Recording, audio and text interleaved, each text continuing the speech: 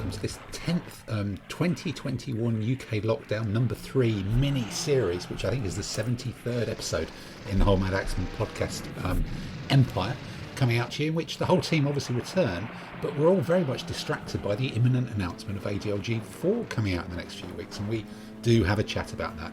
There's still the usual painting chat and basing chat and gluing chat in all sorts of different scales, from 28mm down to 6 this time, and also another episode of I'm Sorry I Think You're an Arse, in which we ring the praises of the fabulous Humbrol paint tin. Andy's quiz returns as well, and then we give you a tee up for next week. It's more of the same. Enjoy the podcast. This means war.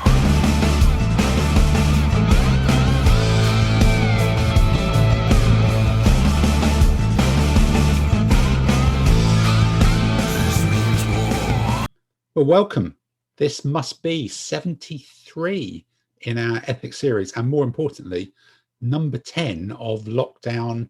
Is this lockdown 3.0 or 2.0? I've kind of lost track. 3.0. Yeah. So this is our kind of third mini series, gets into double figures in the UK, although things are looking up and the sun's shining, and we're all starting to smell being optimistic as well. The full team are here in their various corners of the screen, really, with their various different real or imagined or fantasy backgrounds as well. And without further ado, we're going to go straight into the what have you been doing this week?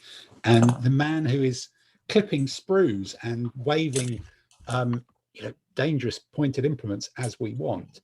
My mate Stanley. Your mate Stanley. Adam Matilda, what are you making as we speak? Well, I am those French late 15th century knights. I am getting around to sticking together, which is all good, because special announcement, Dacian army is now completely done, dusted, lock, stock, and lock. Okay, they're all boxed. So I'm really pleased with that. The last matte varnish, the last putting the magnet things on the base, so that's good. The ships I was starting to prep, I've now got white undercoated, so they're ready to go. So I'm starting to look at these 1480s French knights from Perry, which is good. And in other news, I'm probably going to change my painting technique for them. Really? Wow. I was thinking. Well, you're going to use a brush this time instead of a roller. I was thinking, let's just keep getting through. But these knights, especially at first, I was thinking spray them gunmetal, maybe a highlight of silver. But I mean, spraying them black and then just dry brushing gunmetal doesn't take that much longer. And the other thing I was thinking was outside where the steel is, there's some colour going on. I'm going to do the harnesses quite colourful. I'm going to do the lances vaguely colourful. So to make colours pop, I was thinking of black lining is always useful. So you know what really helped make the colours pop? What's that? Spray gold to start off with. Works them. Blends it up nicely. He got that one in. Well done. We didn't even see that one coming. We'd almost forgotten that one. We'd almost forgotten it. Oh, I was thinking there's not Tamden talking, so it's going to be nonsense. And I was right. But it's relevant for your paint detail. So I'm going with. You don't just want to push the egg. I'm going undercoating with black, so there'll be black lining on the colours, so that'll be nice. And that's a technique that I can do for the whole of the army, so it's going to look quite coherent, because a lot of them I couldn't spray coat. Like the Swiss, for instance, I wouldn't spray coat gunmetal anyhow. Which the downside is, as a technique, it takes so much longer than just the white undercut, sort of like base army painted slop. But then I was thinking, well, I've got 4 bases of knights, which is 12 cavalry, which is 24 bits if you count cavalry as 2. And that's 60 points. Now, when I was doing the Dacian, 60 points was about 48 figures. So I'm going to be painting an awful lot less, so I can probably afford to spend time on them. So I'm going to go back to a more respectable figure painting technique. Do you always, because I think I'm trying to think of some of the armies I've got. There are some where I've mixed and matched doing black undercoat and white undercoat in the same army for different troop types. And I think those Perry Knights, that to me, that is a bit of a no-brainer about a black undercoat. But but then again, I think all my other peri-plastic stuff is black undercoat, and you can still slot the army painter on and it gives them a real mucky drag through the hedge backwards European warfare sort of thing. Yeah, I know, but then, and again, it's like when you start morphing figures and using them in that army to do that, you kind of getting that anyhow. But when I'm designing an army, I want it to look coherent, and I want the painting style to look coherent. And the Swiss, they should be fairly colourful as well if I'm going to do canto colours. So that's a chance to sort of like have it canto. And of course, we all know in reality that they would have been covered in shit and being really nucky and wearing rags, and it's all unrealistic. But we're playing toy soldiers, so we all paint them in a way that we know they weren't really, but it looks better, and it does give that coherency because an army can look very disjointed, and you can see it on the tables when you walk around tables and competitions. You can see some people that have got sort of like loads of different stuff from anywhere just to sort of fit an army together, and it doesn't look like an army. It looks like, oh, you've not tried very hard there, have you, mate? So, Dave, I'm just trying to guilty as charged. Just trying to bring Dave in here because you do black undercoat and then a very heavy dry brush of white to get the colours up on a black undercoat in some ways. So I guess a very heavy, which I've copied from you sometimes. So that can give you a lot more, pseudo white undercoat effect, and it's it's not difficult to do because it's just a messy dry brush, really. Is that fair to say, Dave? Or well, for knights, I definitely undercoat black and then dry brush grey and then highlight tiny bit of silver to bring them up, make them pop up. And I think that really works well with helmets and mail on horses and things like that.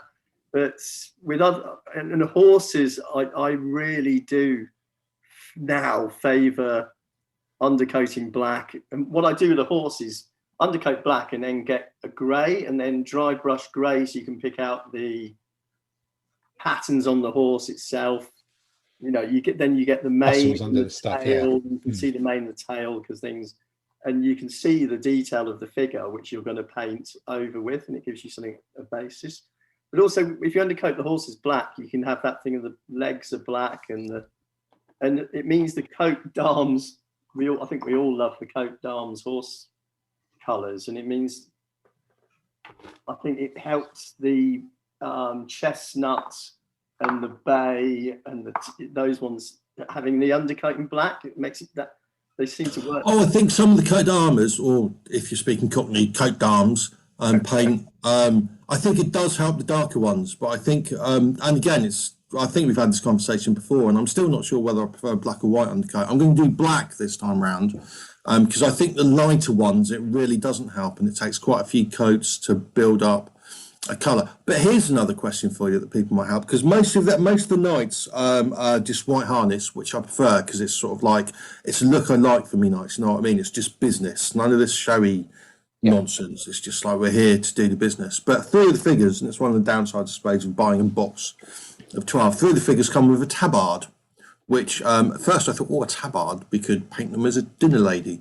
But the other thing I was thinking was, I'm going to have to do something with them, and I can do some basic patterns. One, I can do sort of like, I'll do red with a white cross because that's very Frenchy.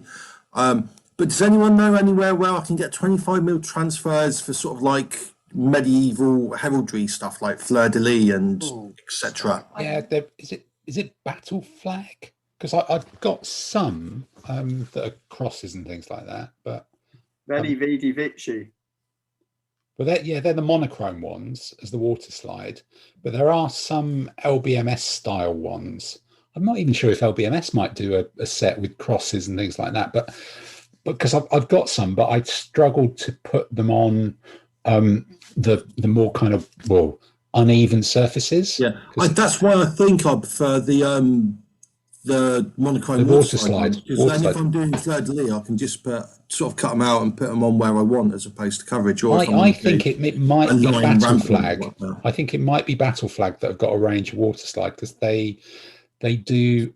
I'm pretty sure they do almost full ones for the cloth barded Fireforge Knights or something like that as well. But I think they do a range of Battlefront, fleur de lis and things. I think it's called battle flag. Yeah, Battle Flag. Oh, Battlefront of the Flames War people, aren't they? Yeah, Battlefront of the Flames War people. Yeah. Okay. But otherwise, I could always have a bash at if you find some designs actually making some for you, because I do need to do another print run of some stickers for something.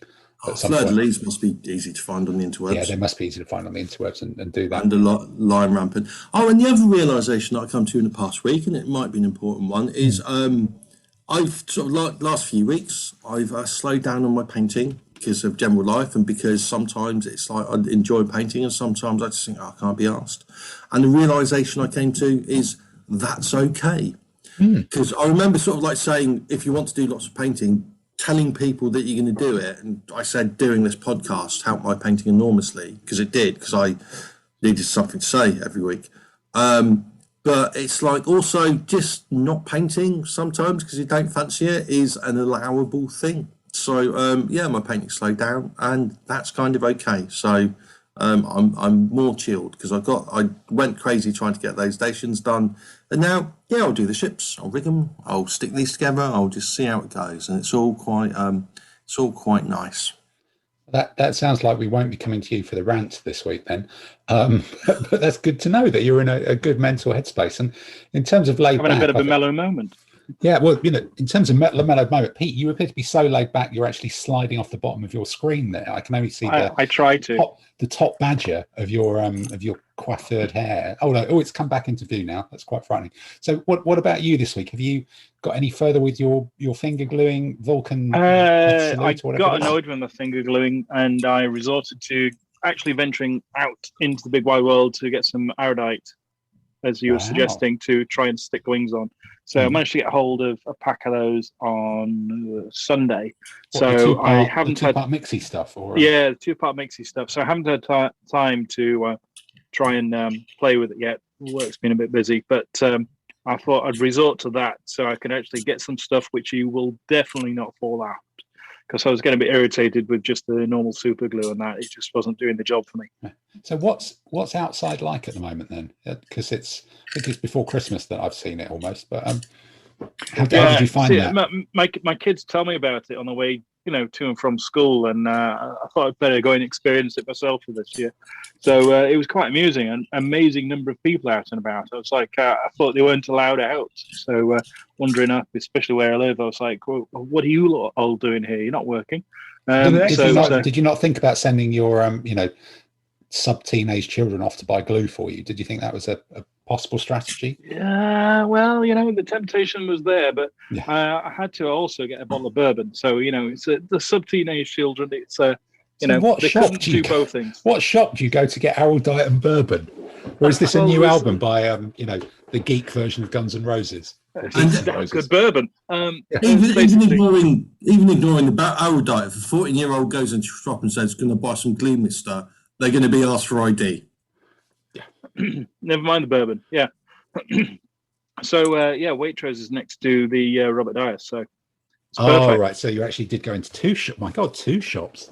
I know. I doubled down. That's me for March now.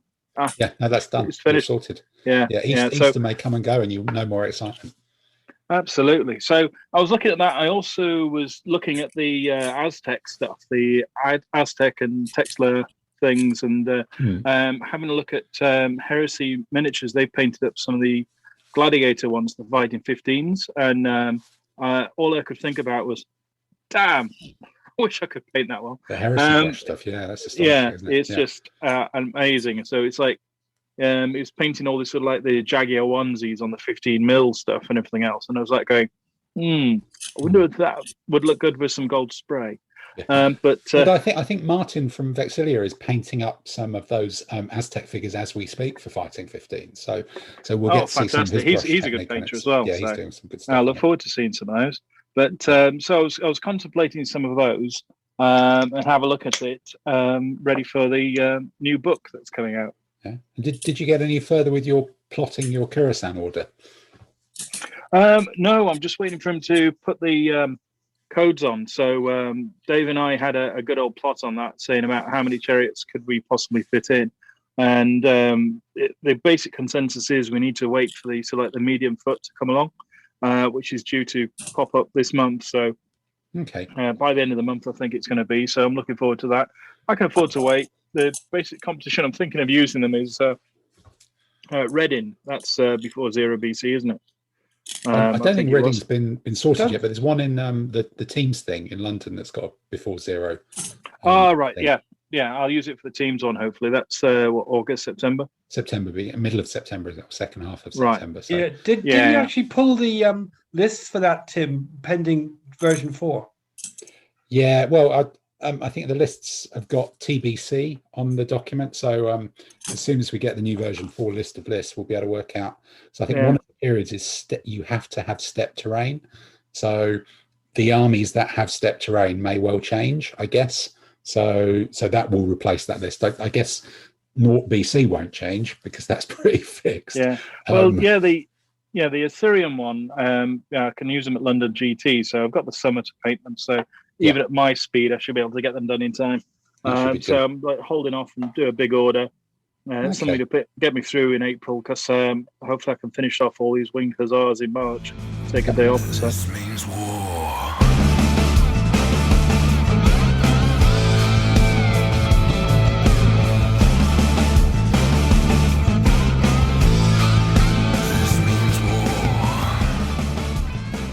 All right. Well, in terms of laid back, I think we obviously need to go to the laid back, blurred background Aussie in the top left hand corner to see what Simon. What have you been up to this week in the painting stakes?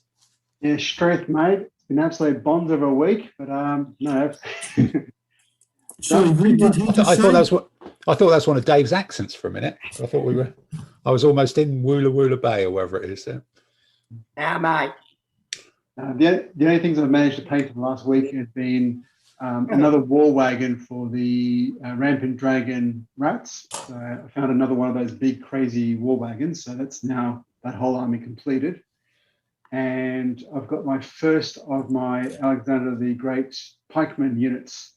I've got most of the pike painted up. So I miscounted how many figures I was meant to use rather than putting 12 or 16 onto a base. I only put 9 and sort of pike look a little bit empty on the base. Oh, right. Okay. You put 3 in the back rank, 3 in the middle, 3 in the front.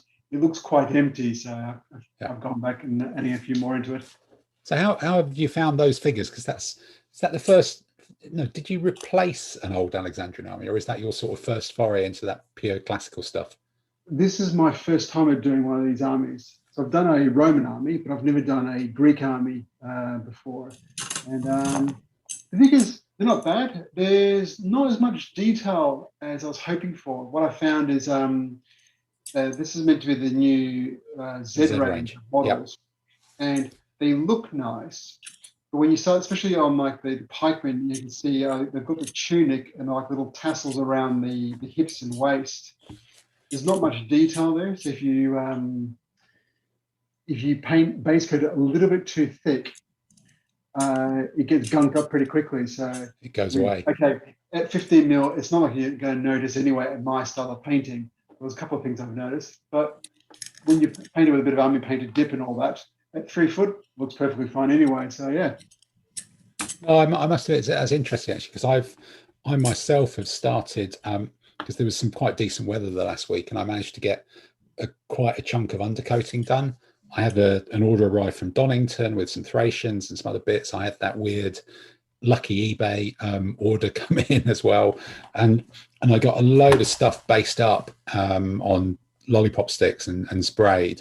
And I've started doing, now that they're all done, I've started doing the museum Achaemenid Persians, the Sparabara and the archers and stuff like that. And I think exactly that. You can see, because I've undercoated them white, I've used Halford's car spray. So that is pretty fine. That's a pretty good finish. And then I've inked some of the armor bits and things like that to do it. And the detail is picked out on the ink, but it's kind of hard to paint. And at the same time, I'm sat here with 8 Legio Heroica, I think Luciat mace men, Arab two-handed heavy weapon men or something like that. Who've also got padded armor, and that is like nicely deep cut blocks, and the ink really goes into the base of them. It's really kind of clear how that all pads together. Whereas the the museum ones, it's all there, but you kind of sort of wish it was a bit more Xyston-y and it was a bit more pronounced, and it looks kind of very pronounced on the digital sculpts, but the actual ones that are sort of shrunk down are maybe the 3D sculpts need to be more exaggerated a little bit. You know, they're still nice figures and nice poses. It's putting in the emphasis so you can actually see it more than a foot away. Yeah, I think that's it, or it picks up paint. So it's almost like they've got to over-exaggerate it a little bit more. Yeah, I think that's exactly it. So, you know, they're lovely and they're going to look good, and I'm going to do some other stuff. And then there's all sorts. I had to finish a unit for this week. So I finished a unit of 34 10mm Napoleonic Imperial Guard, which I did slightly randomly greatcoats on. They're a bit more of a mix than some of the other ones, and they're based up. That's some other stuff I've been doing. I've based up and done quite a lot of horses through just doing white undercoat, a kind of almost a slightly wash-like coat de arms, because I think that is the two ways to get the depth. You either do black and then get a proper dry brush, or you do white undercoat and do them a bit of a wash, and then do them with the ink on top of it. And I've just done a few. I did some of those test 10mm figures that we talked about last week from that Kickstarter that the guy sent to us.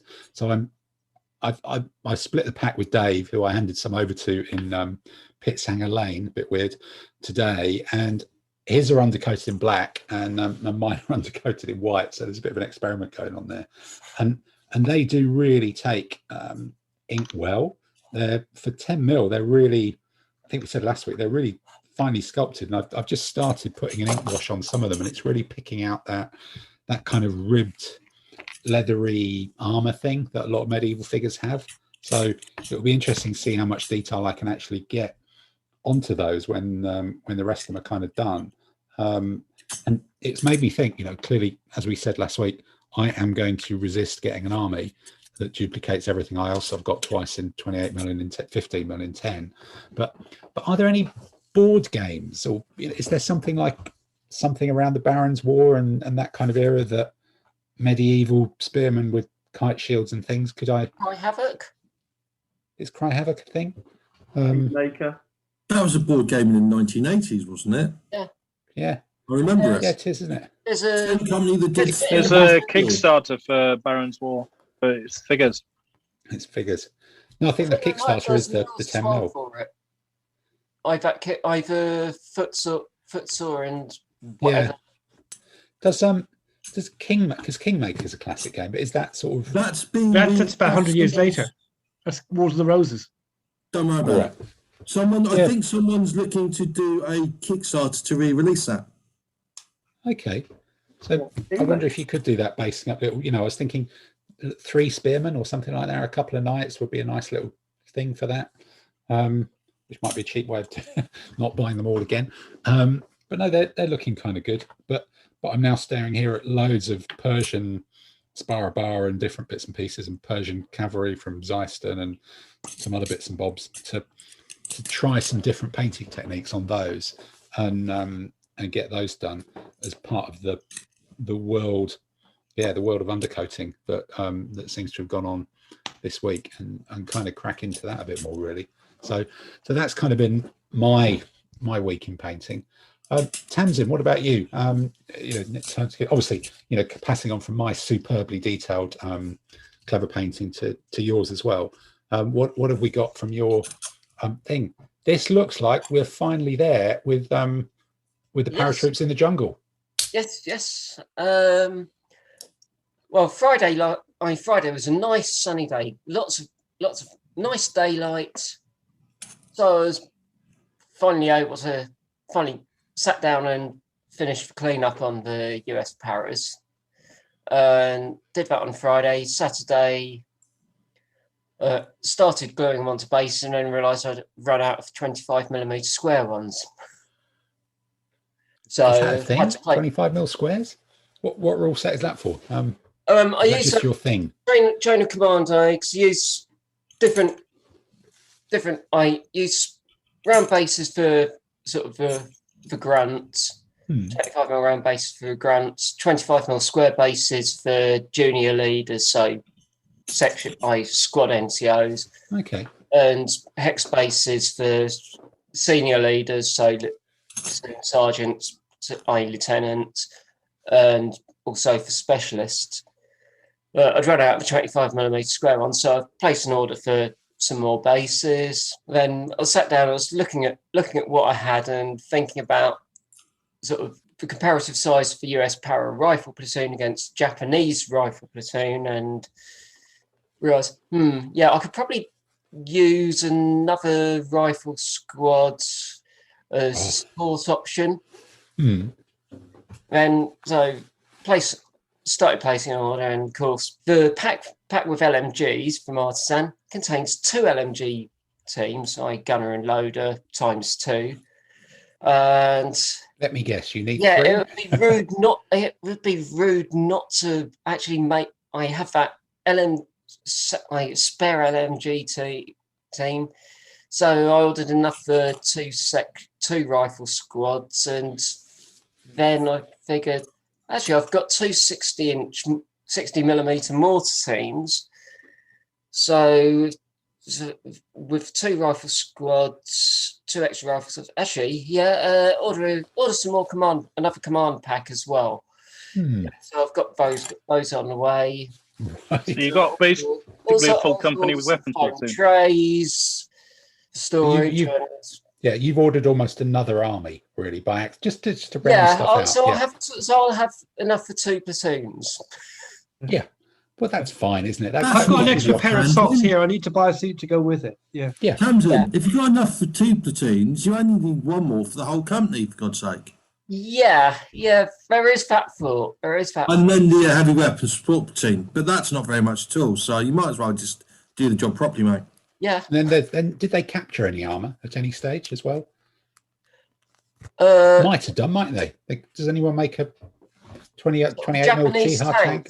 No, there weren't. I think there are only a couple of Japanese tanks in New Guinea, and they got abandoned. Well, you might as well get them both. They got abandoned at Milne Bay because they got bogged down. These guys could have captured both of them then, surely. That's always because if we're they arrived a bit too late for that. Oh right, maybe they got engineered. No, okay. If that's even if that's a stretch too far for someone who's just bought an accidental platoon. When they started off buying some 25mm square bases, that clearly is a step too far. I can't even convince you on that one. Okay, so does that mean but back to the 6mm ACW. I've actually finished painting everything. Wow, those are casualties, are they, or are they prone men? In here, you got limber horses. Yeah. That's for. Are those for limber? Yeah, those for limber teams. You've got horses for dismounted cavalry. Yep. Some dead horses, some gabions, and some dead humans, and some cannonball stacks. So 6mm cannonball stacks. Wow. So finished painting the human casualties today, and thought, let's just try something. I applied a wash over them and thought, that looks better. That looks better. Brings out the details a bit more. So I applied it over the whole lot. Okay, no, that's good. And then that looks good. So how many layers have you done on 6mm? What, 4 layers? So that's base coat and wash. And highlights. Yeah. No highlights. No highlights. And for the 6mm piles of cannonballs, do you buy them from someone, or have you got like a mouse that you've got really well trained to kind of poop in a sort of apex pyramid pile? They're from Bacchus. They're from Bacchus. Oh, right. Okay, then they've got a well-trained mouse somewhere that can poop those out to order. This means war.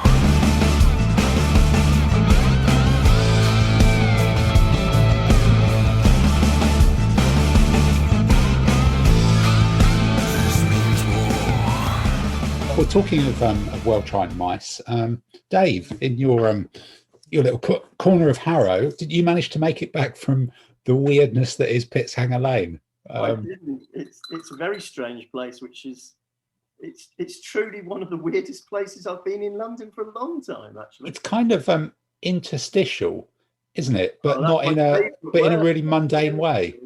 It's like a little place in between other places, but very mundane.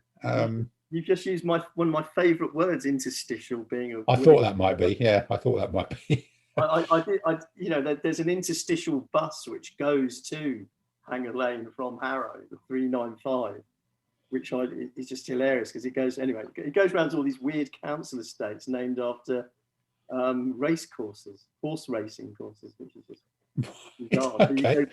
You go to Haydock and blah blah blah. Anyway, no, it was good. It was a good journey. I'm just sitting here looking at these 10mm figures. They're quite cute, aren't they? Yeah, I think they're going to be kind of interesting to give a go to. The ones I started, I'm kind of pleased at. So did you manage to? Were you finishing something off last week? No, it was the collars and cuffs.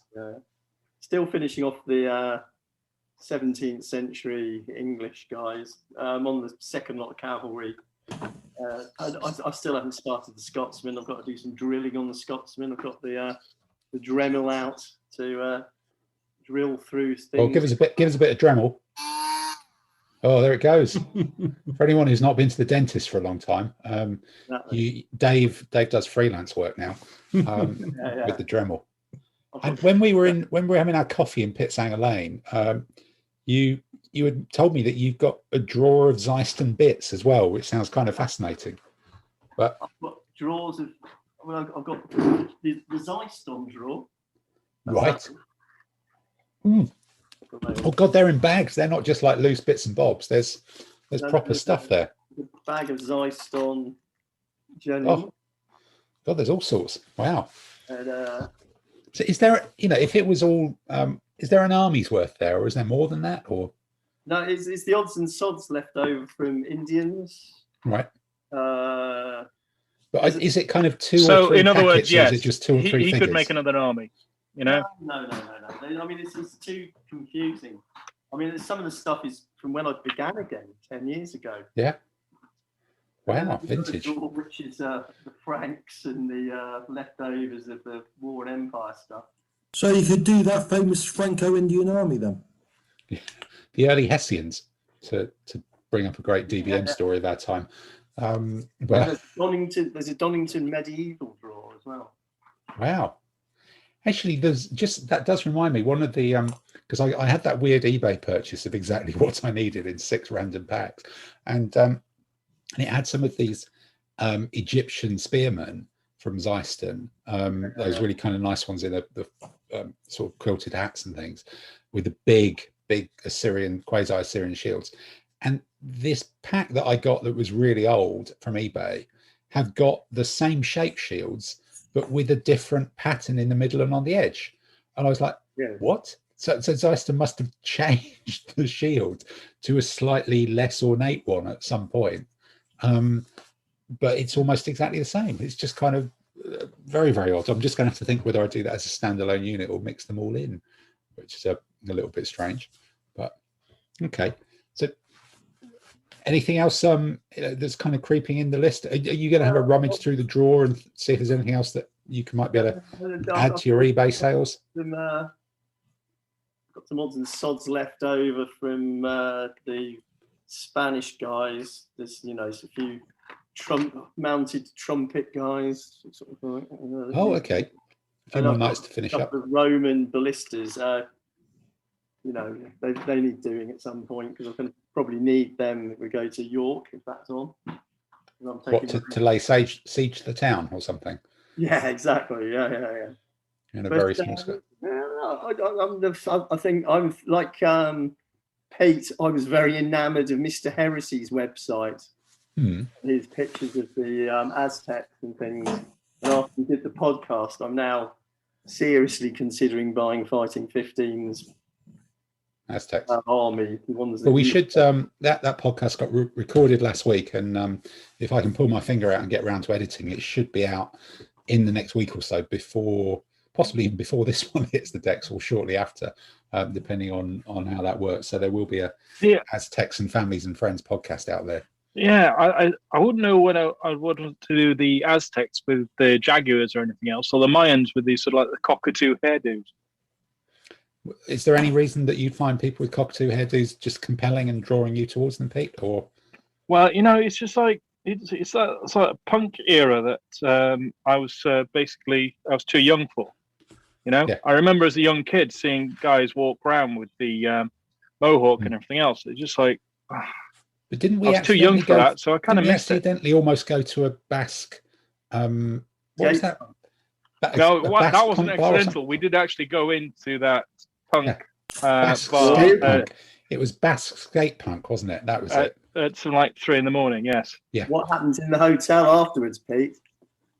The hotel stays in the hotel. No, this didn't though. That was the problem. That was, Yes. Well, it didn't stay in the bedroom. Sleepwalking. Anyway. Yes. Sleepwalking. Was this your Sleepwalking, famous mate. clothing malfunction? Yeah, naked sleepwalking. Naked Spanish sleepwalking. Yes. But enough of our other podcast. Probably get back to this one then. So rounding it all out then, Mr. Finkel, what how are your Macedonians going?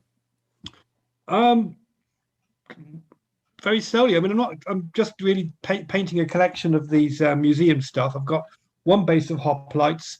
I finished the Indians, and I'm now working my way through the cavalry and finishing off the hoplites as I go. So I'm doing them all together as a group, and I suspect we're talking about maybe 3 or 4 weeks of work before I finish them all. But I endorse what Adam said in the sense that I didn't get much chance to do much painting this week, and I decided, well, you know, there's times when you feel less enthusiastic about painting than other times, and it's not a big deal. Yep. No, that's nice positive thinking. But you know, and maybe that's down to something that we will come on to in our next section about just, you know, whether it is down to a frustration with how paint is put together, presented and marketed, which is the subject of this week's I'm Sorry, I Think You're an Arse. Coming up next on Madaxeman Radio, it's I'm Sorry, I Think You're an Arse, the antidote to informed discussion shows. At the piano this week is Scott Joplin, and your chairman is Sir Humphrey Humphreyson.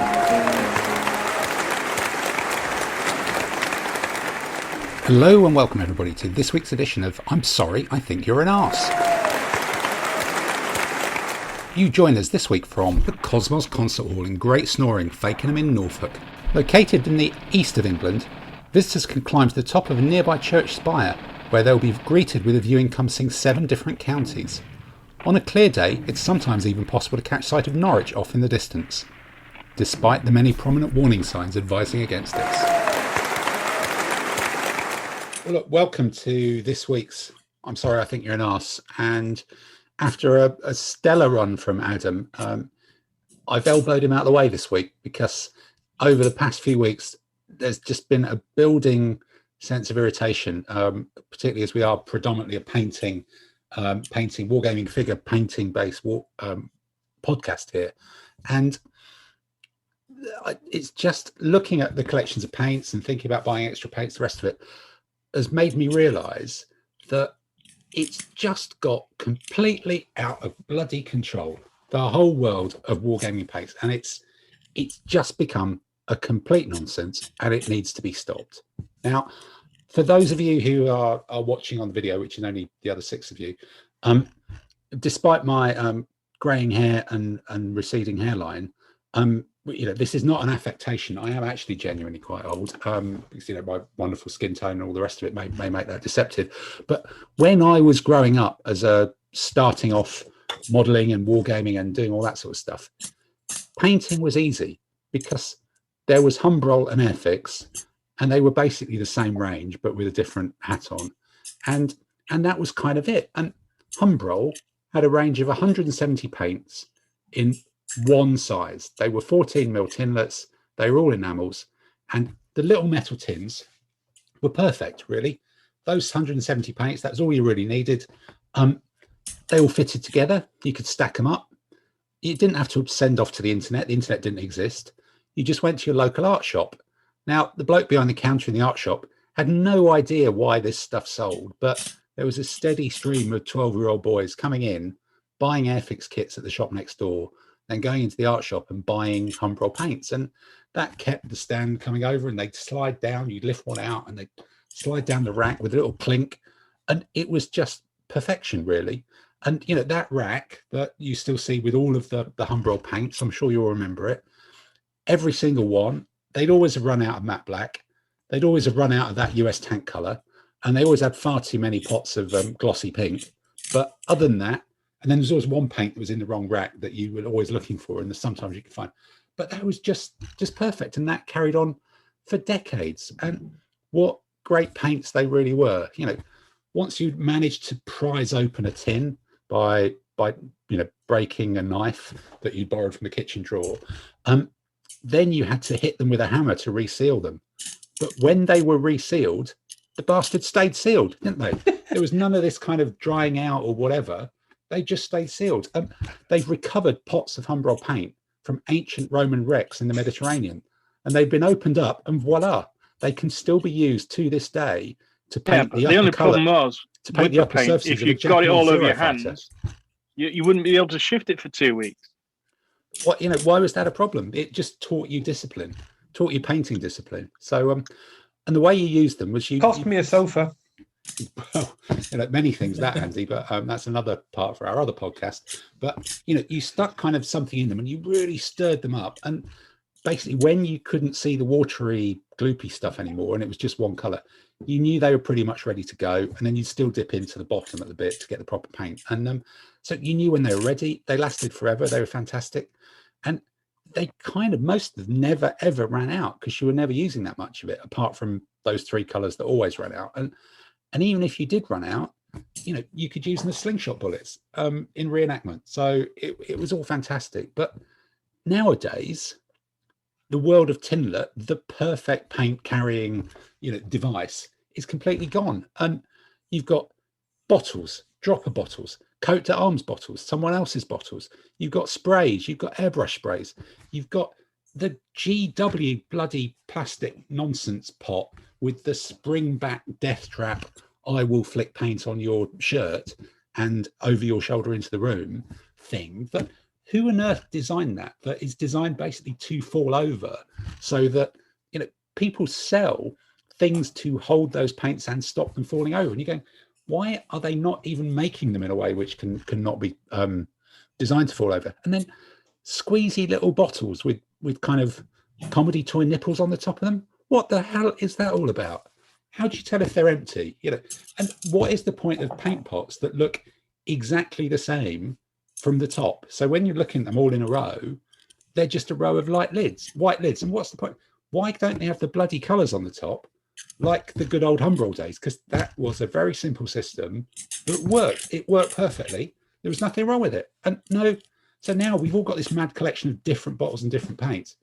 Do they fit on the same shelf? No. Can you stack them up? No. Utter nonsense. Back in the day, which I think we should really, you know, all be looking to return to, it was just one pot of Humbrol, and Humbrol was it, and that was it. Now, today, if you go on the internet and type in War Games paint, you've got new Citadel, old Citadel, Vallejo game color, Vallejo model color, Vallejo model air, Vallejo mecha color, Vallejo Panzer races, Vallejo the shifters. And I'm doing an inverted commas with my fingers for that. The shifters. What the fuck is the shifters? It's a brand of paint. You've got army paint. Banned in the 70s. Battlefront, Instar, Rackham, Reaper, Privateer, Scale 75, Scale 75 scale color, MiG, Plastic Colger, Tamiya, Formula 3, Formula P3, just Model Mates. Model Mates, what a stupid name. If you've got all of these bloody paints, there's no room in your house for your mates to come around if you bought all this shite. And that's just the paints. And then you get all these brands have got pigments, washes, primers, contrast paints, dry brush paints. People make dry brush paints. Isn't that like paints that you dry out the brush? That's just kind of what dry brushing is. Layer paints, ink intensity. There's ink intensity. I think that's another posh bollocks word for a wash.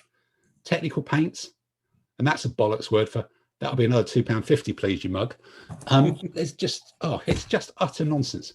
And but with all these different paints, it's not like anybody's invented any more bloody colours, is it? Most of us wargamers, we rarely glimpse daylight. Peter, you know, you've only been out of the house once since Christmas, and we're all jealous because that's really pushing the envelope.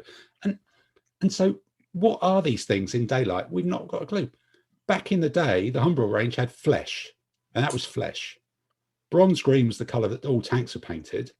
There was a colour for wood that you painted all wood for, and then they had basic names like gloss red and matte olive green and light aircraft grey.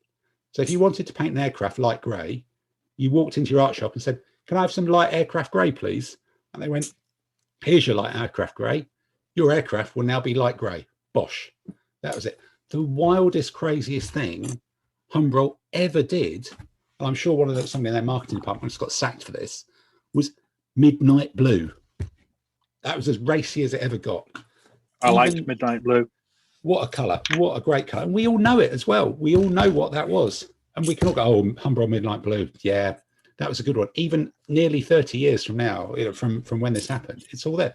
But but now, not only are all these different ranges with the different bottles and the different droppers and the different consistencies, they're just creating more colours than there are in the spectrum and coming up with an arms race of who can create the most stupid and nonsense name for their paints. And I think, I could do another 20 minutes on just that, but I thought this is the time we need to introduce a segment. We need to introduce a game, and I've got a game that I'm going to ask. Let's have a look around. So Tamsin, you are the expert, so you are the person who needs to be playing this. Peter, you only understand the concept of gold paint, so I think you as well. Brilliant. And then Adam, it's all metallic. and then Adam, join in, because it's a shame to miss you out of this ranty section as well. So I think what we're going to do now is I'm going to take you through a quick game of paint pot or piss right off. And the choice is I'm going to read out a list of paint names, and you've got to tell me whether that is a genuine wargaming paint pot colour, or if you think I've made it up and I should just piss right off. We're going to do it go around, get answers from each of us. What I'm going to do is I'm going to read out, we've got 12 names, and I'm going to go to each of you in turn, Tamsin, Peter, Adam, and I want to hear you either that's a paint pot or piss right off. So if we can wade into our first ever, probably only ever attempt at paint pot or piss right off. Starting with you, Tamsin, Blue Horror, is that a paint pot or is that piss right off? I think that is a paint pot. Pete? Piss off. Can't have blue as a horror. That's red, Adam? isn't it? Piss right off. Piss off. Right, okay. Green tail light or tail light green. Ooh. Not wing light, not left, right, not front light. Tail light green. Does someone make a specific paint for a tail light green? I'm going to have to hurry you here. No, piss right off. Piss right off. Pete? Piss right off. Tail lights aren't green. Adam? Yeah, jog on, mate. Piss off. Okay, Tamsin, coming to you. Flash gets gold. Teed up for Peter nicely, this one. Flash gets gold. Flash gets gold. FGG to its friends. Paint pot. You think that's a paint pot? Pete? If it doesn't exist, I want it to be invented. You want That's it. You're saying it's a paint pot. It should be one. If it isn't. Should be. Yeah, I'll go paint pot for that one. Paint pot. Going artistic now. Wargaming colour, savage ground. Not just ground, not earth. Savage ground. Tamsin? Knowing some of the paint manufacturers, that's a paint pot. That's a paint pot. Pete? Savage ground. Savage ground. That's the 70s heavy metal band. That's piss right right off off on that one. Yeah. Adam? Savage They're ground. not mutually exclusive, so I'm going to go with paint pot. Paint pot. Emperor's Children. Emperor's Children. But a book, isn't it? Piss right off. That's a Chinese restaurant down in Soho, isn't it? That sounds like fun. Emperor's Children. That sounds like it would be one of the select Warhammer ones. Yeah, that's a paint pot. Adam? Piss off, mate. Piss off, mate. Okay, then Tamsin, next one. German tank crew Feldgrau, open brackets, number 2, close brackets. Hold on a moment. I think I may have it. We got an interruption from the crowd. I'm just going through my German field greys. Hold on. I know what range it is. Paint pot. Paint pot.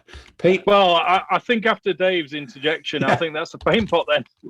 Adam. Tamsin seems confident, and with Dave going, "Oh, I'm just going through my German feld greys. How many blood? Yeah, I'll go with a paint pot. Paint pot. Yeah. Okay then. Next one then, Tamsin. This is pulling up a theme from previous week's main reckless. How about cheeky tug purple? Is that a paint pot or piss right off? It's right off. Pete. Cheeky Name tug sounds purple? too long. That's a piss off. Adam. Yeah, on your bike, mate. On your bike. Okay then. Next one. German winter tank crew uniform, white. Paint pot. Paint pot. I've got it. Oh yeah, in that case, then I'll go with. Okay, got it. Number 9. We're getting towards the end then. Mole's breath. Mole's breath. The breath of the mole. Ooh. I'll go paint pots. Paint pot, mole's breath. Even if it is real, it's going to piss right off. Piss right off. Adam. Piss right off. Piss right off. Tank periscope colour. Tank periscope. Ideal in 6mm or 10mm.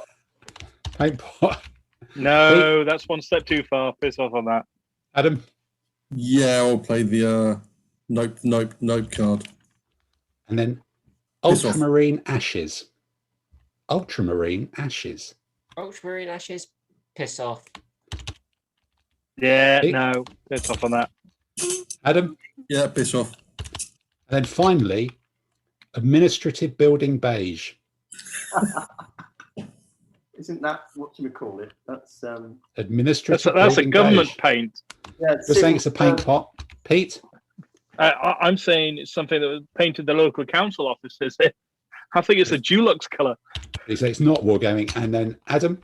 Right off. It's off. Okay. So that's a full sweep then. So This means war.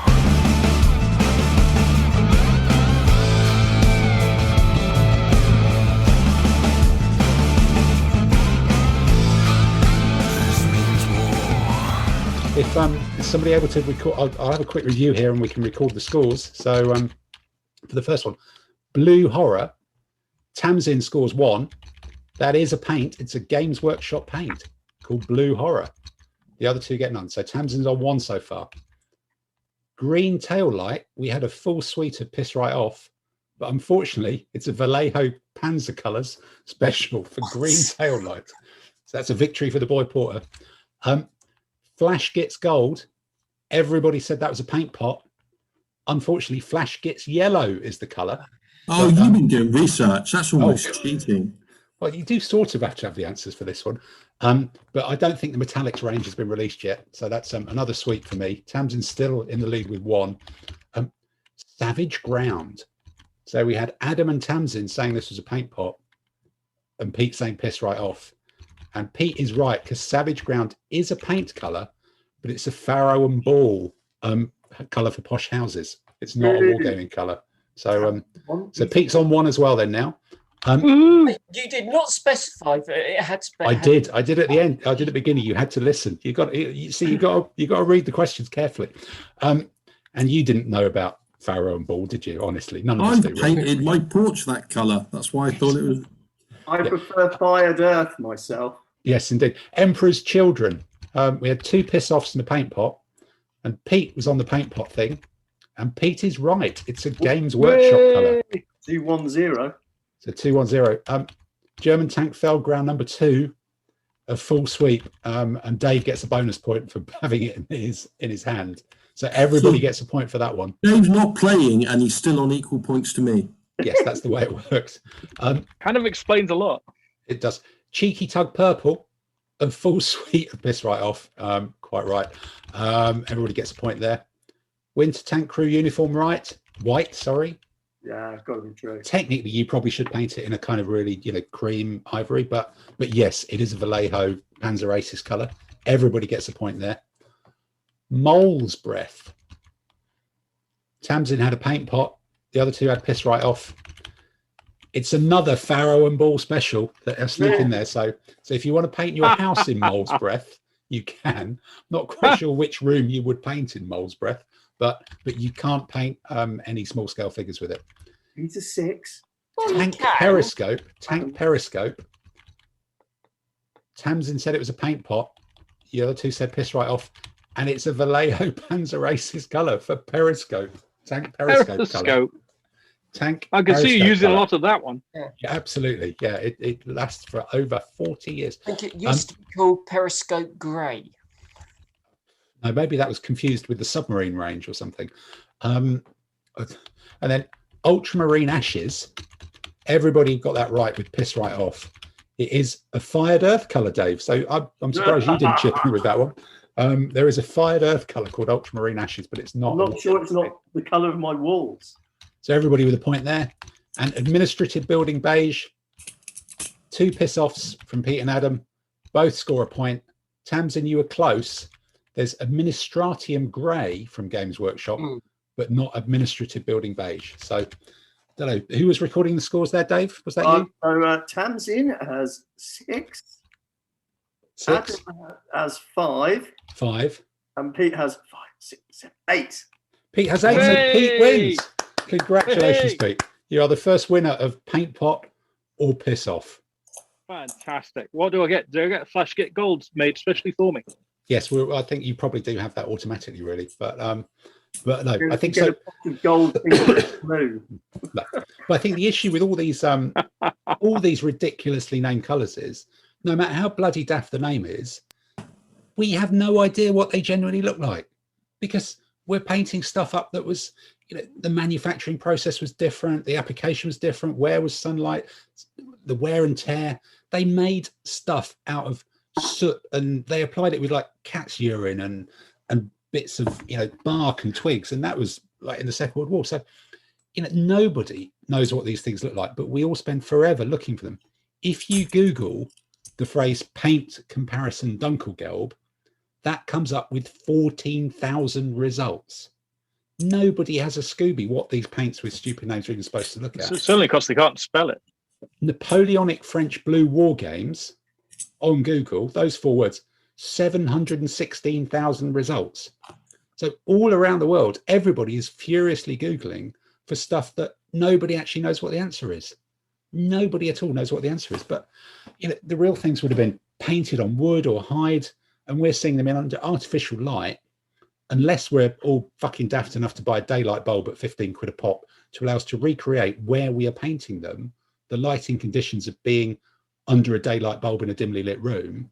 And then we put them on table, taking a wild stab in the dark, not under a daylight light in a different room. So whenever we put them on table to field them, they look completely different anyway. So why can we not just go back to Humbrol, 170 colours, sensible names, that's it, because all these other paint colours are utterly irrelevant, they're utterly unnecessary, and when we all started up, we were all very happy, and there just are not that many colours in the world. The tins are better with Humbrol, the names are better, there's no nonsense, and if anybody can find a use for that gloss pink paint, you could probably pick that up cheap, because there's always some spare ones. You might be able to haggle with your local art shop, and all the rest of it, just go back to Humbrol and bin all the rest of it. And that is my big theory on why modern wargaming paint is nonsense. Tell me I'm wrong. First thing I've got to say to you there, Tim, is you were getting quite angry there at one point. I even noticed some naughty words. You were sort of like getting a bit hot up. So the first thing I would say to you, mate, is you really need to chill out, okay? You're just talking about hobby stuff on the podcast, okay? This is life and death. This is economics. It's almost as if, right, you've got other stuff going on in your life that you can't sort of like deal with, so it's coming out now. I don't know, maybe it goes back to your childhood. So firstly, I would say, take a breath, chill out. Second thing I would say is there were some very good things in the 70s and 80s. Humbrol paints were not one of them, okay? Now, Humbrol paints is more at the mullet and Findus crispy pancake end of the 70s and 80s rather than Chelsea boots, okay? Because, yeah, they came in tins that were impossible to open and impossible to close again. And I will give you, they actually give a beautiful colour, because Jeff still sometimes paints as figures, and they give a beautiful colour, but they were a pain in the ass to use. I mean, really, they destroyed brushes. Actually, they were just a pain. So that's all a bit rubbish. And modern paint colours, it's like, yeah, they got funky names. It's like, but we don't know what the shade is, and we don't know what the colour is. Here's a tip, Tim. What you do is this. It's like when you're buying paints, what you do is you pick the bottle up and you look at the paint inside the clear plastic bottle, and you go, oh, that's what shade it is. Okay, so you can see the paint when you buy it now. Now's not perfect. I completely agree with Games Workshop pots. I mean, what the fuck goes on with them? I've no idea why they thought that was a good idea. But overall, what you're complaining about is things used to be crap, but we didn't get a choice, so we all put up with it. Whereas now there's some good stuff and bad stuff, and we've got to like choose what we want. So overall, I think the sort of like being able to choose the good stuff is a good idea. And the only other thing I would say is you used to go to an art shop to buy a Humbrol paint. Oh, la-di-da, where did you grow up? Lincoln or somewhere? It's like somewhere without a model shop. That's where it was. Yeah, somewhere with not a shop. Whereas now, what you do is you go to the local war game store and you buy your paints. So overall, that's better than buying crap paints in an art store. And Ted, you're missing the whole point.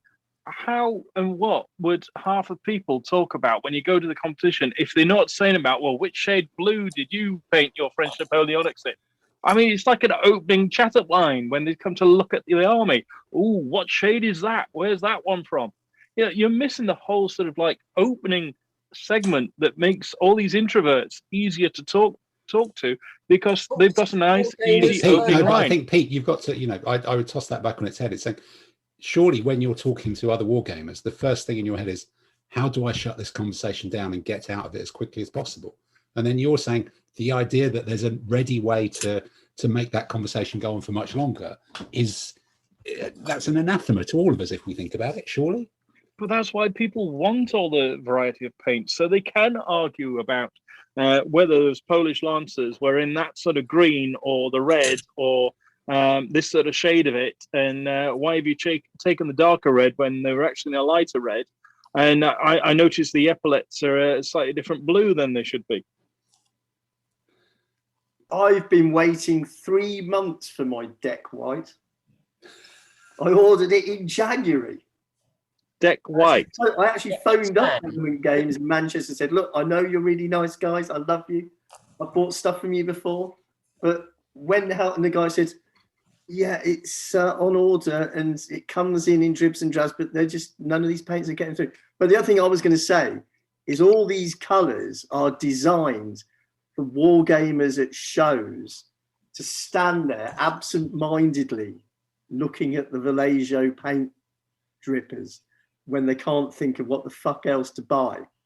And they just stand there looking at these things and, comparing all the different yellows and all that. Actually, that is the thing as well. So yellows, there are a large number of yellows, all of which you end up buying every single one of them in the hunt for a yellow that actually gives coverage. But they're all the same one. None that of them doesn't give do. coverage at all.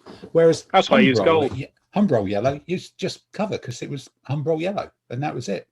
Yeah, there was a problem with Humbrol, which is that it's enamel paint and that it smells, and it also, if you spill it on something, you can't get it off, and you have to wait for it to dry before painting something else. So I prefer to use acrylics. It's much easier in a flat where. So actually, what was your broken sofa story? Does this relate to your preference here at all?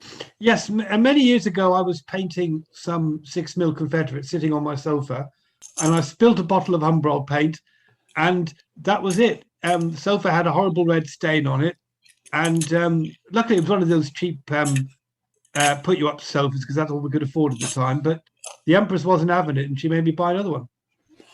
So actually, Humbrol paint costs you a whole new sofa. Yeah, basically. Yeah, you would hold a grudge against Humbrol for that. Yeah, but it is smelly and eye-watering and slow to dry and all the rest. Do you think though there's part of it that you shouldn't really have been painting American Civil War Confederates in red? Because my limited knowledge of the period suggests that's not kind of necessarily part of the normal. Well, some of them had red hats and blankets and stuff like that, you know. Just getting some extra colour in it. Yeah. Periscopes. Periscopes is quite good. Yeah, actually, if they'd got periscopes, you would have known what to do, wouldn't you? Yeah. Yeah, no, I don't think there's much call for periscopes on 6mm Confederates. Going back to sort of a rant bit, names of the paint. I blame Games Workshop. That's a generic catch-all, though, isn't it? Yeah. For weird names, like that, and then they've been copied by Army Painter, Vallejo Game Color, various other ranges.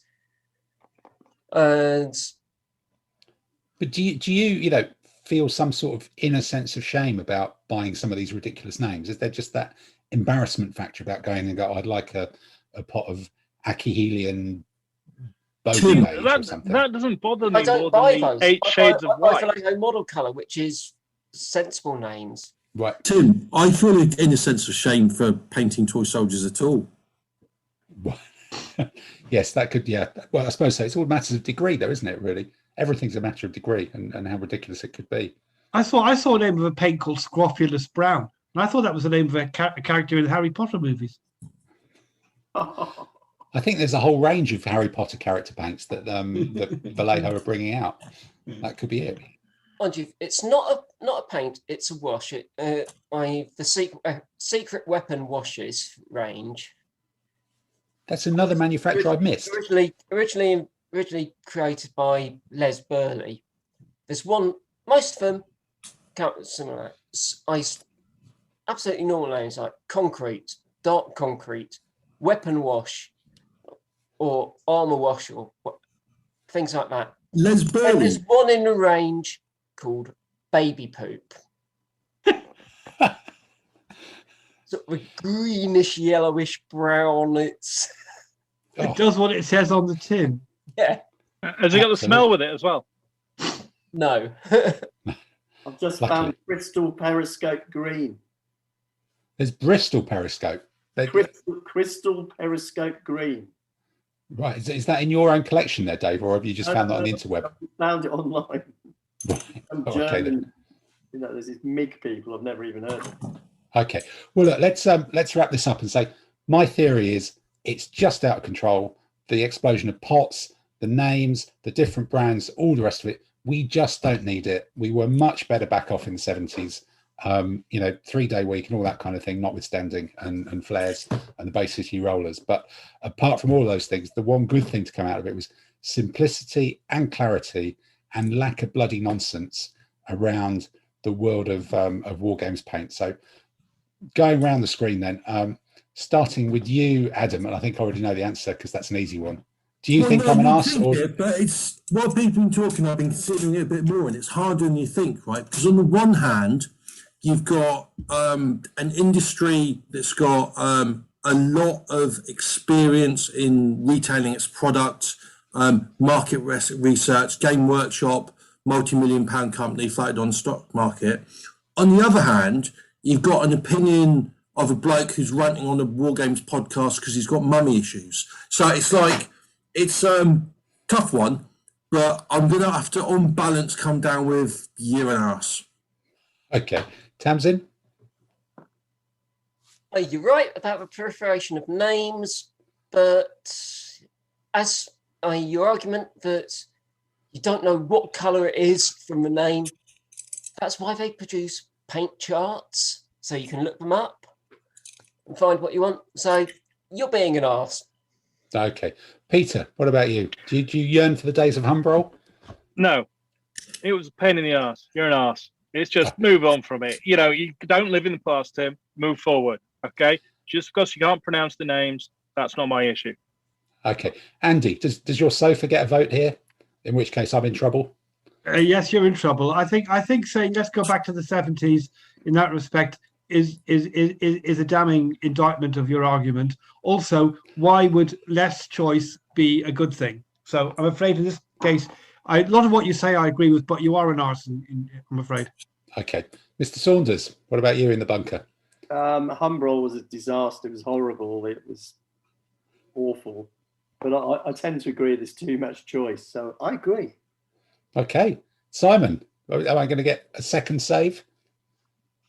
What's it worth to me? I lived somewhere probably. Yeah. No, I agree with you. There is too much choice. When you look at it, sometimes like a red, sometimes you want just 3 or 4 reds, and you go to some of the ranges and there's like 25 different shades of red. I'm lucky if I can see 2 colors of red, bright red or flat red. Ta-da. I quite like the old Humbrol paint ranges. I only really use them in the acrylic range. I gave up using oils far too many years ago. I'm glad to never see them again. But yeah, I agree with you. Slightly less choice would be a bit helpful. Sometimes I just want a green. Okay then. So 4-2, not a bad clawback after Adam's sweep over the last few weeks. So, but I think unfortunately that does mean the consensus is that my Humbrol based paint theory, I'm just a mouse. Well, as the 88 round of Destiny hits the Sherman tank of time, that means time's up for us on this week's episode of I'm Sorry, I Think You're an Arse. We'll be back next week.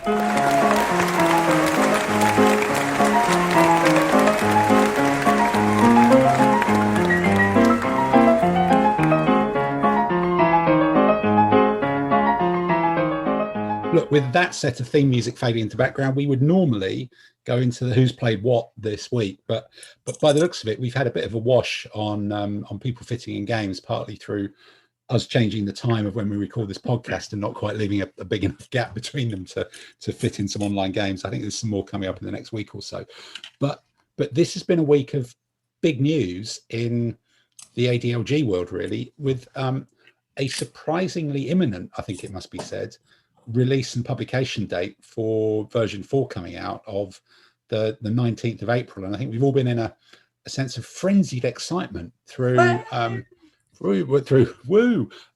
North Star announcing that it is available for pre-sale, version 4, and will be, in theory, distributed, handed out, sent out, posted around the world on the 19th of April, which is kind of tomorrow in publication deadline terms, after being kept under wraps very, very effectively, it's got to be said. And I think the fact it's been kept such under wraps makes it challenging for us to even begin to speculate on. But we may well do dig into this with a separate episode at another time and just talk about this. And obviously we'll talk about it once it comes out. But just knowing what we know, there's about another 20 pages this time, but there's also about another 20 odd extra army lists as well. It's 30 pages longer and there are 30 new army lists. Okay, so it sounds like most of that extra content is going to be taken up by army lists then, which is good. The rules don't sound like they're getting better. But if we look at the concept of, just to do a quick run round, and this is all entire speculation or wish list, between new army lists, improved army lists, tweaks to the rules, is there one thing that you've got your fingers crossed for when that brown envelope from North Star lands on the mat and you rip it open furiously and flick through to find a new rule? I don't know, Peter, what is there a rule that you're hoping kind of gets changed, or an army list that gets added or something? Well, 2 things. One, Elephant Rampage. I want it to be a proper rampage, none of this 1 UD lock.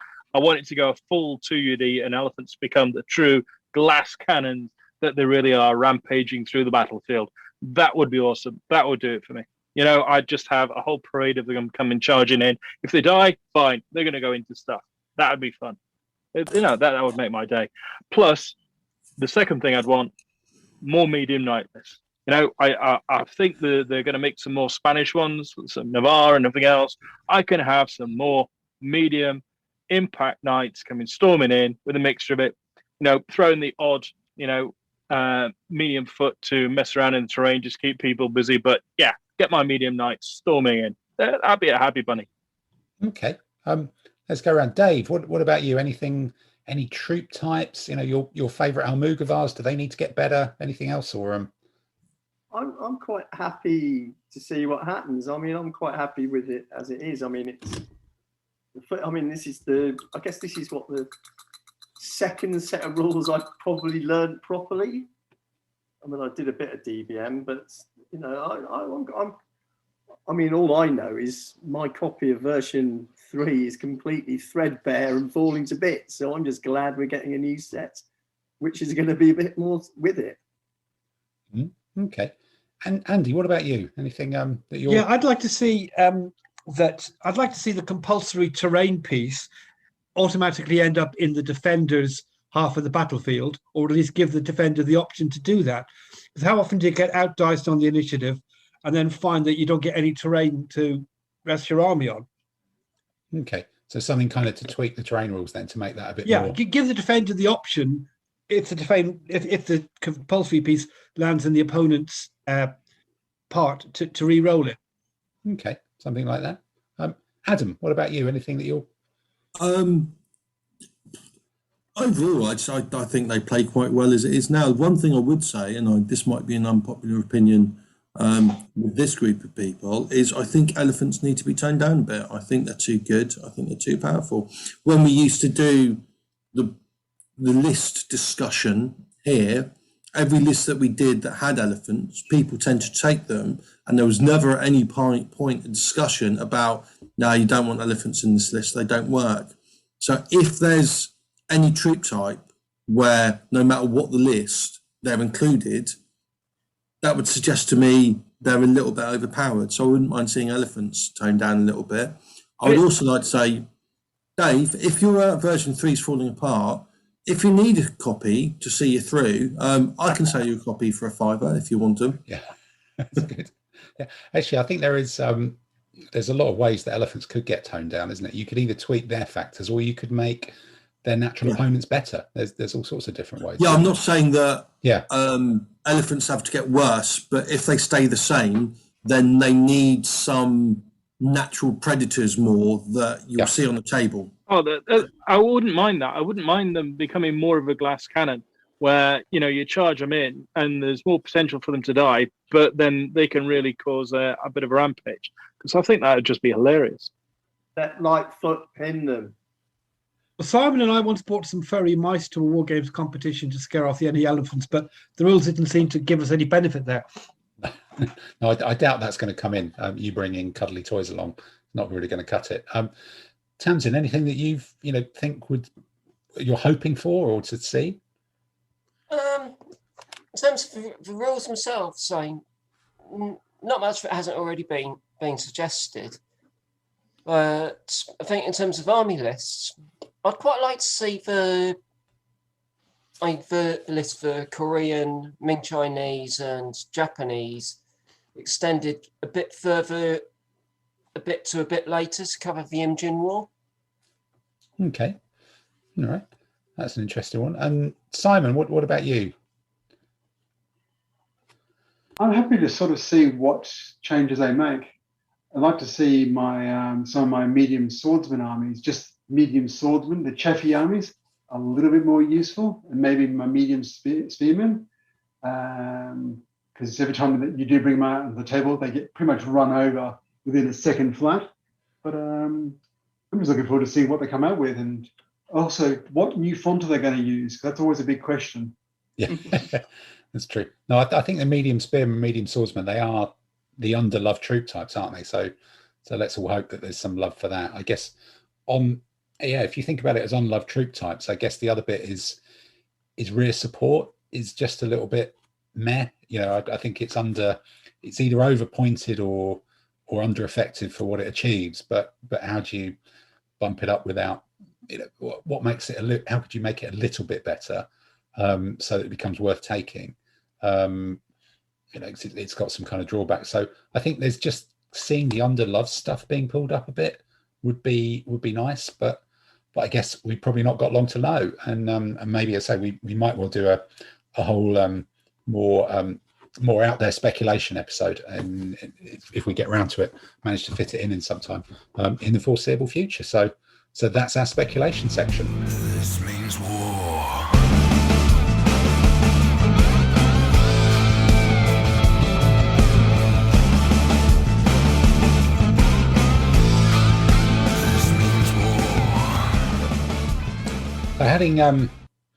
Having speculated about the rules, and try to sort of see the future and have a guess. I think one thing that we can all see into the future is that we can all see coming up over the hill a deep and abiding moment of deep house French techno. Question, comment les voir? Question, le trou est sans fond. Question, la légende le dit. Question, elle dit aussi. Question, c'est une maladie. Question. So those are the questions. We've asked the questions about ADLG. And Andy, it's now your time to tell us what questions you asked us last week and to hit us with, I'm almost tempted to say, hopefully not another onanastically themed quiz, but it's starting to become a bit of a thing, isn't it? So, what was the subject last time? It was hard to beat. It was about generals who didn't lose battles. Hard to beat. Yeah. Okay. Right. In fact, you've given it an alternative nuance. Is up to you, really. Yes, anyway, the first question was, what was the nickname of French Marshal Davout, who is reputed never to have lost a battle? Now, I know sure Tamsin knows, but how about anybody else? Iron Marshal. Correct. Yeah, Iron. Okay. That wasn't to do with him keeping his clothes well pressed or anything like that? Well, you got people to do it for him.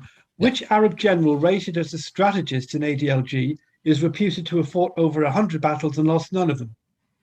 Khalid? Yep. Khalid ibn al-Walid, his name is. Yeah, I couldn't remember the rest of it, but I know it's Khalid. Yeah. Apparently he was about 16 or something when he won his first battle. Really? You obviously know more about him than I do, yeah. A lot of Mohammed's generals at the very beginning were just teenagers, allegedly. Yeah, but did he ever open the batting? I guess there wasn't a lot of betting involved in that sort of thing. So, batting, sorry. I thought you said betting. Yeah, that doesn't really fit either. Okay, and the third one? Alexander the Great had a 100% success rate in his battles. How many battles did he fight? You're including sieges? No. It wasn't that many, though. 11. I was going to say 12. It was 9, apparently. 9 set-piece battles. Okay, then. Question, comment les voir? Question, le trou est sans fond. Question, la légende le dit. Question, elle dit aussi. Question, c'est une maladie. Question. Le disco is past. The next week questions are coming up to us. Andy, scare us with the topic. Scare us with it. Well, this week's topic is all about people who served in cruisers at the start of the First World War. So I've called it Carry On Cruising. Okay, that's good. That's a good recovery, because I was thinking that's a little bit niche. There was an alternative name which sprang to mind. I'll tell you later. Right, okay, then, good. Okay, right. So the first one is, when Lieutenant Helmut von Mucke's ship was sunk while he was leading a shore party. Sorry, who? Helmut von Mucke. That's his name. You sure these aren't people from Carry On films? Google it. True. Right. Helmut von Mucke, right? Yeah. Okay. M-U-C-K-E, right? When his ship was sunk while he was leading a shore party, he led his landing party across thousands of miles of ocean in an open boat, then through a large area inhabited by hostile tribes, and eventually back to Germany via Constantinople after many months of travel.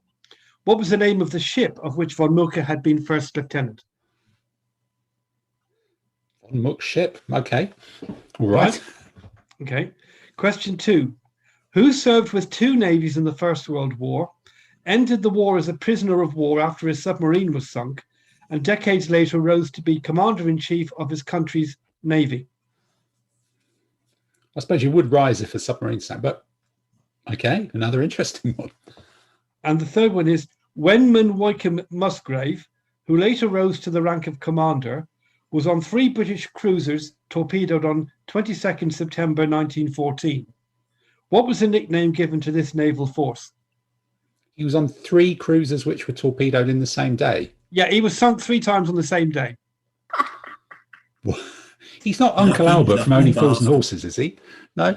All right, then. That's certainly one to look up. So, yes, I think without further ado... I imagine the crew of the shared third ship must have been somewhat nervous when he climbed on board. Was there a 4th? No. No. Well, I think that those are indeed questions. Question, comment les voir? Question,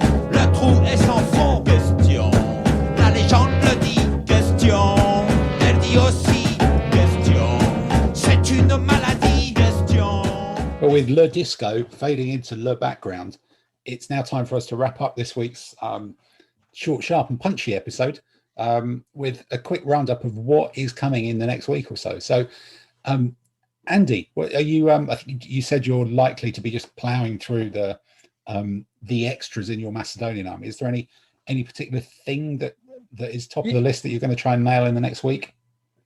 Might finish the hoplites and then the Scythians, and then try and finish off the Greek cavalry. Okay, hoplites first. Yeah, I mean the idea is that this is going to be these Greek cavalry I'm painting are ultimately going to be the mounted wing of a Thracian army. Okay, and have you got a battle teed up against American Dave? Yeah, we have. I think it's called Hanigblat. It's he found these battles. This one is apparently between the Assyrians, list 7, and the Hurry-Mitanni in the year 1274 BCE, and the Assyrians have got a strategist. So I've never done this before. I've got to use an Assyrian army, and it should be interesting. I've gone for one corps of just medium infantry swordsmen, one with a couple of bowmen, one of chariots with a couple of bow guys just to support them, and then under the strategist I've got a mixed command, a couple of chariots just to hold people off, and much of the elite swordsmen, and I've got a mixed bow sword guy in each corps for a bit of shooting. Well, I think as long as you make sure the chariots are painted in Assyrian battle chariot red or something from the Vallejo chariot aces range, I think you should be fine. I haven't got the skills to colour them on Tabletop Simulator, so I don't know. Okay, it's all virtual. Anyway, there was a poem, wasn't there? The Assyrian swept down like a wolf on the fold, his cohorts all painted in purple and gold. And that's going. I'm still banging on about this. They weren't saying painted in, active tugging purple, were they? They just said purple and gold. It wasn't. No, I think it was Tennyson or Byron or somebody. He didn't give us those details. But if Byron couldn't come up with a better name for colours, and Vallejo you're trying to make, well, look, I'll give it up. I'll let it rest. So yeah, it's one of these classic poems. I can't remember exactly which one it was. Exactly. Adam, what about you? You had any further thoughts in the last hour or so about your undercoating, dry brushing kind of malarkey? No, just gonna stick the knights together, undercoating black. When that's done, I'm going to finish ships. Painting doesn't take too long. Doing the rigging is always an experience, and sort of bimble on really. And then we're waiting for. By the time this comes out, hopefully Entoyment will have those tickets on sale, I think. Oh yes, hopefully by the time this comes out, the tickets for Entoyment should be on sale. And also a worldwide exclusive for the Madaxeman's podcast. That competition is going to be a version 4 ADLG competition. So, because it's got 3 months to get through it. So the world's premier ADLG competition in 2021 will be using version 4. Fantastic. Gordon's going to be umpiring. He's probably the only one who's read it, isn't he? Gordon and Herf. Because they like arguing about the rules together. Yeah, that's true. Actually, yeah, it could be something like that. Simon, what about you? Do you is work going to give you a chance to do a few more Macedonians, or are you just going to be peeling them off the bases and sticking them on in 12s? I'm hoping I'll get enough chance this week to finish at least one base worth of pikemen. So that if I can get to that, I'll be happy this week. Okay, that's decent. Mr. Saunders, are you going to finish off the Battle of Ugrim? I'm going to undercoat my Scotsman, and then they're almost complete. Scotsmen didn't wear undercoats. Yeah, exactly. Well, no, they've got to be undercoats. They went commando. These ones have got trews on, actually. Trews. They have trews. Yeah, they have trews. And then think about a new project. All right, think about a project. Right. Aztec. Mexicans. Aztecs, yeah. Yeah, you're going to have some Aztecs with your Jaguar onesies. Yeah, 40 quid Aztec purchase, maybe. And Tamsin, have you got a timeline for these multi-faceted, different square bases and extra platoons, or are you going to just pick up the phone now and place an order to turn it into to a placed whole the battalion. No, to turn it into a whole battalion. Just add a few more to it. No, I've ordered the base, I've ordered the figures. I'm not adding any more. Right. Okay. So next few days I'll be finishing off the 6mm ACW. I should have them all based, all done and based by next Monday when we record again. Excellent. Something to look forward to. And I might have made a start. Well, I might have got the US paras that I have already, that I've got now primed, ready to. And is that going to be white prime or black prime? That'll be black prime. Black prime for those. Okay.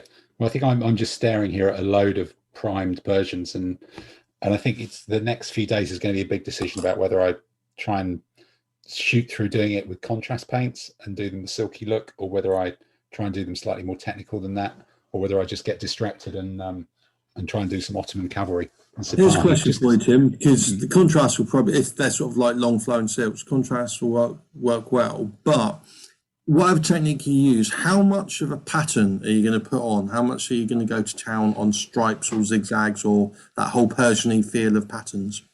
Yeah, I think when I do patterns, they tend to be a row of spots with sometimes a different color in them and maybe a stripe, but I just sort of have a kind of go at it. I don't really have a plan, which isn't right. But one of the things I want to try doing more of is that 2 or 3 tone stripe with kind of paler at the outside and darker in the middle, or the other way around, because I think that's sort of you paint a broad stripe in one color and then you paint a different thing down the middle of it, and you end up getting 3 stripes for the price of 2 or something. So I think there's probably some ways of doing it.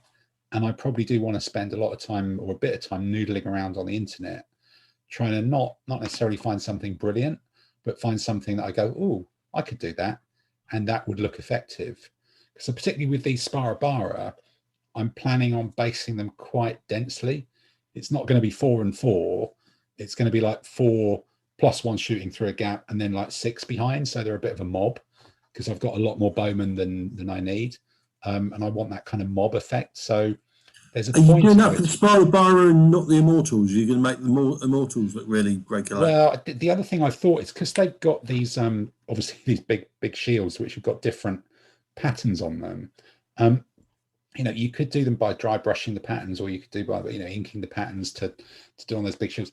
But they're actually a nice little square thing. And because I've already done it for the war chariot, the war towers, I might print off some really small scale graphics of Persian and Assyrian type patterns and cut them out and stick them on, so that the shields have actually got textile type patterns, which will be better than, well, 2 things. They'll be better than anything I could paint by long chalk, and secondly, decals.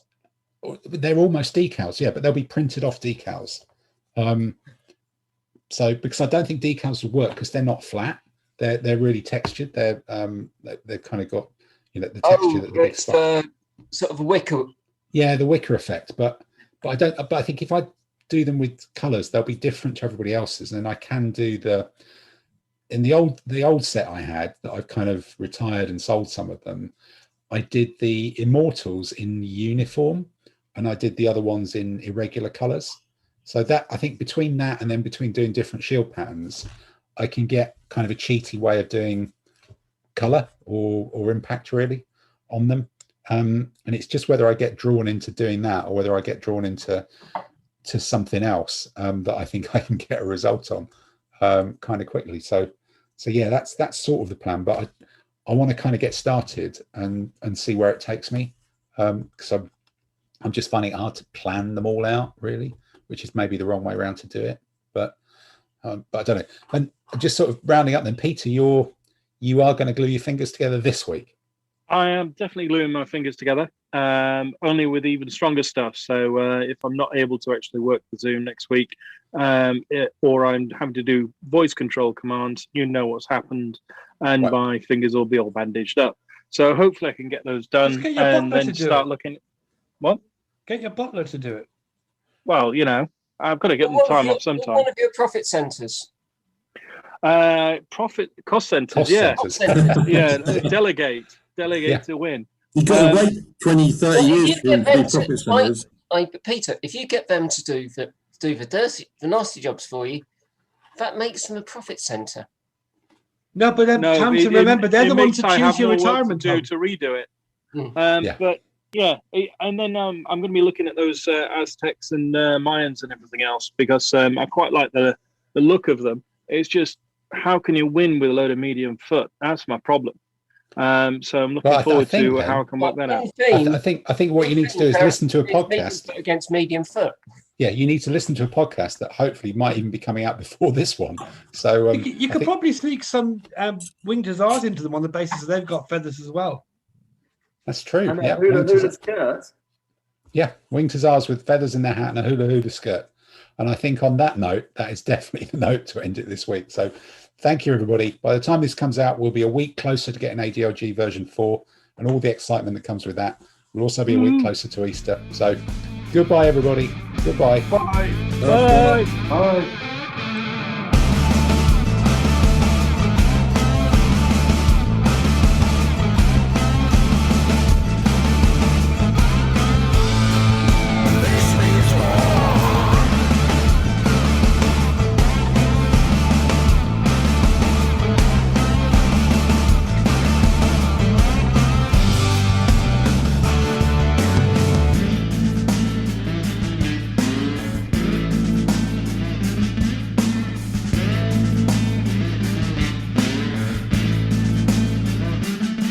Plus the fact that they're changing all the basing to 50mm squares.